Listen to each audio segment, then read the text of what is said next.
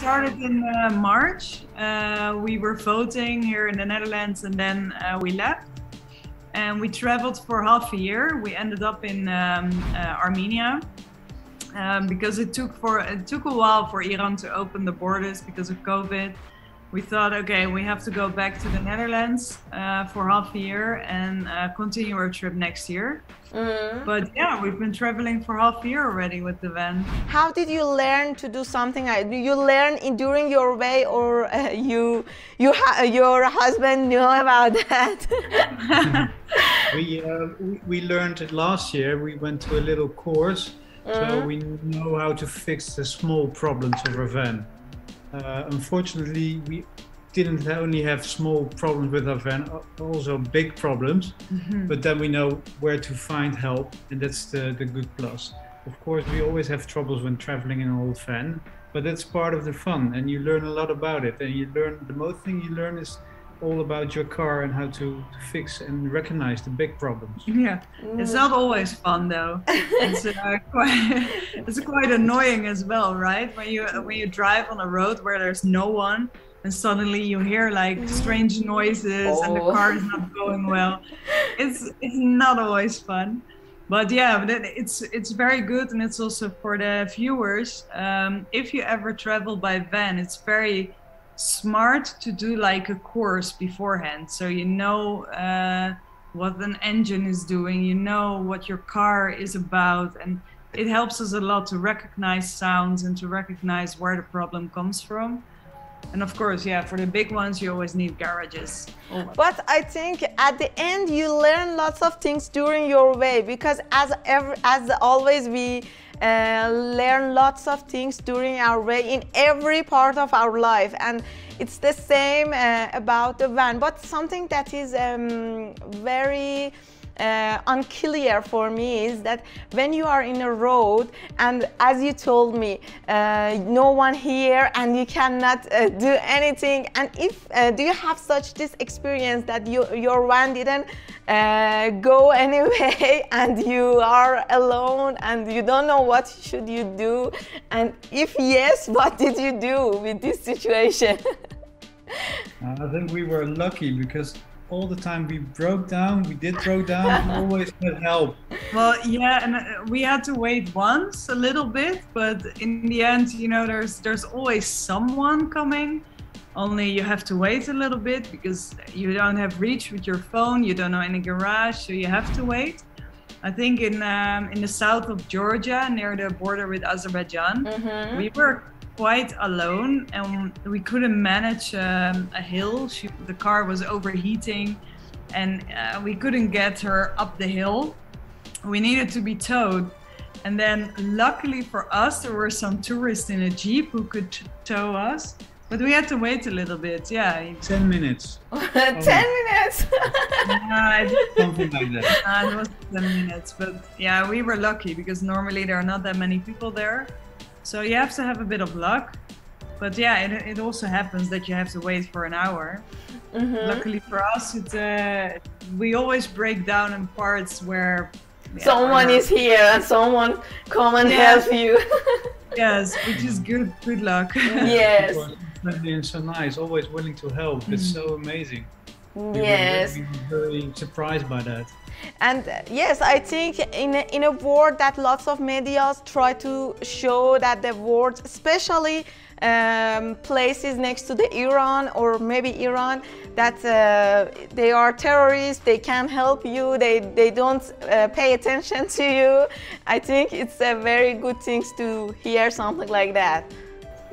It's really not true. We have so many people asking us like, is it safe there, and are you not afraid? And it doesn't make sense because everyone we meet is very, very nice and very friendly, and people always invite us to their homes or to dinner, or we never had any person that was even a bit aggressive or scary or whatever. No, it's, yeah, right? That sounds great. So you don't have any special problem. As always, you have lucky. Yes, maybe. If people are afraid of going there, they're missing out of a lot of fun, because fun driving an old car and going to all those countries where well, people live in a different way than we do in the West. It's really nice and interesting to see. It opens your mind. It opens your mind, yeah, and it's so nice to see all those people being so kind to us. It's heartwarming, to be honest. Yes. And we can't wait to go back. Yes. And when today I story about you, some of our audience try to ask some of the funny or maybe weird questions from you. One of them is about your van. Do you have any toilet or something like that in your van, or you just going out for your toilet? Yeah, so our van is really basic, really basic. So we don't have a kitchen, we don't have a toilet, and we don't have a shower. So yeah, often we search for places in nature where there's like some trees or whatever. It's also because we like it to be in nature, but yeah, so toilet is outside. And Yes. shower as well, you know, we wash ourselves in rivers or lakes or whatever, and it's actually very refreshing to go back to the roots of humanity, I think. Going back The to back of human. Yes. how they live in the past. Yes, kind of.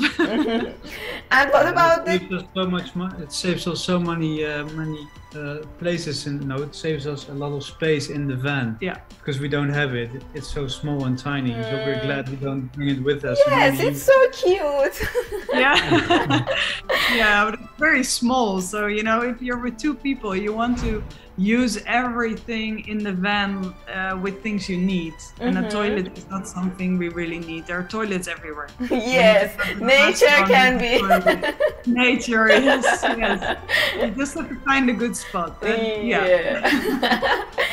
Another question that maybe is for lots of audience is about the couple travelers, because when you start to travel as a couple, most of the time you are together. And do you have any argue or maybe something like that during your life? Because I think some of the couples ask this kind of question from you because they want to start to do something like that and they want to know about this process as a couple. Yeah, well, of course you have, like, right? Yeah, you argue, of course. The privacy is far to be seen, and we lived together already, so we knew each other, so that wasn't a problem. But I think when you're a freshly couple or you don't live together, it's quite a... It can be different, yes. I mean, you argue all the time as a couple, right? Even in your home, you argue. And but to be honest, I think because you travel and you see so many different things and places, and you're outside all the time, I think you have less things to argue about because you're just enjoying your time outside. Yes, exactly. And one another question is about financial things. Do you work during your way or not? You have money, because we have lots of travelers that have sold their home or everything in their country and start to travel to all around the world and see lots of places. Is it the same for you or not? Lucky we don't have to work on the road, and then we don't have to get money to be able to keep or continue traveling.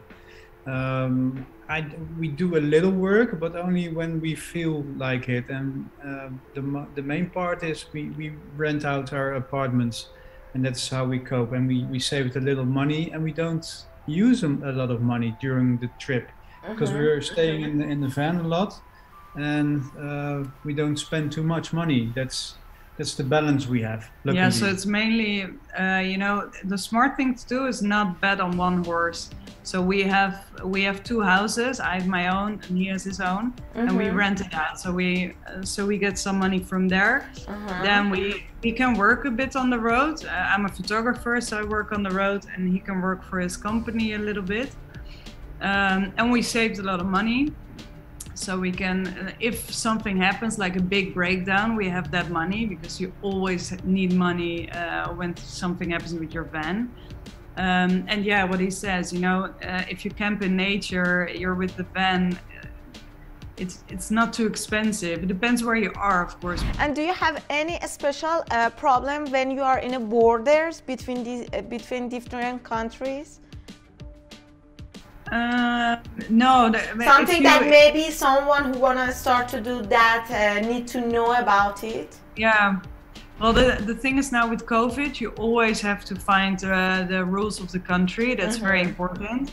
And also never forget to check upon insurance, because in all the countries you go to with a van, you need insurance, and you often buy that at the border or near the border. But sometimes you can buy it online, which is a lot easier for yourself. Like Iran, you can do it like Iran, online. you can buy it on the border or online, yes. And I think Georgia, Armenia as well. Turkey was very easy with the insurance. Yeah, one tip: read your insurance paper very well and thoroughly, because sometimes you have your insurance already on your insurance paper, and you don't pay double insurance. But that's only for European people. Yeah, no. But it doesn't, you always have to check the insurance you have for your car and in which countries that one is valid.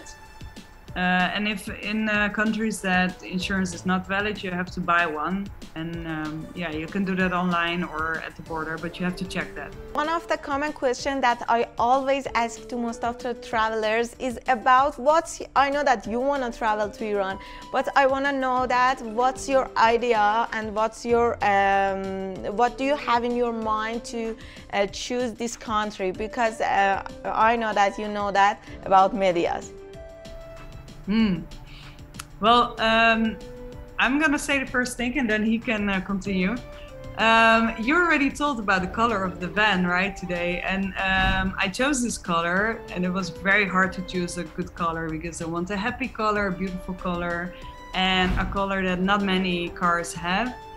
And then I saw these beautiful buildings in Iran and in Uzbekistan, and I thought, okay, that should be the color. So the color of the van is actually, the van is actually painted this way because of the colors of Iran.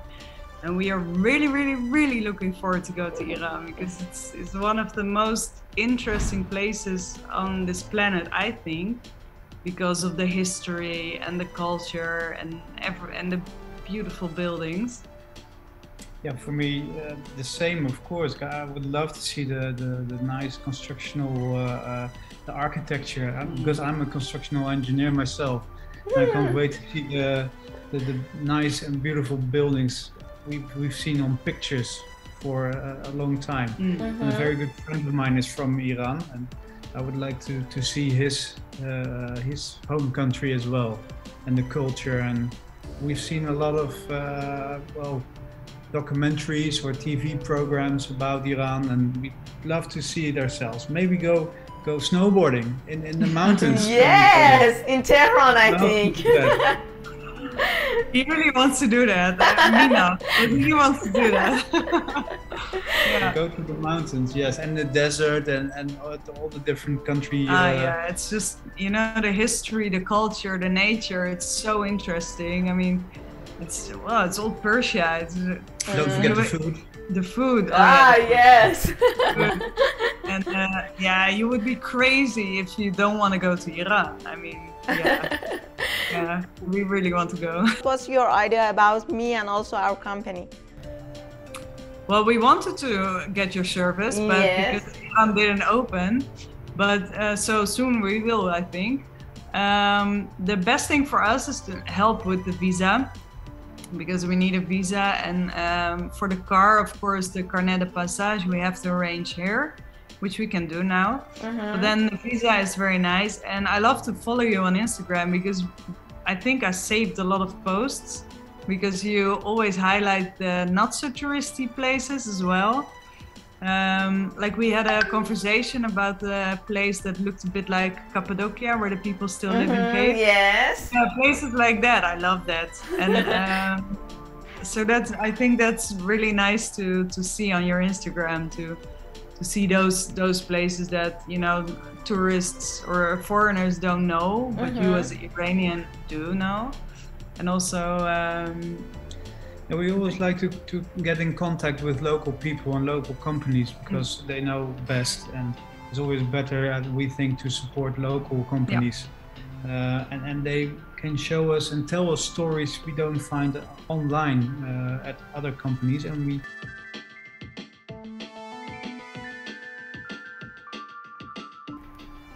I think the main thing for travelers is be flexible and where to go, and don't mind if something is closed or the road is stopped and you need to have a diversion. It's not about the end. It's about the destination. The destination is about the travel, how to get there, and don't be. I think it's very good if you travel wherever you go, even if it's in your own country, to be very open-minded. Say yes to people when they invite you, because the people make the countries. Of course, nature is wonderful, but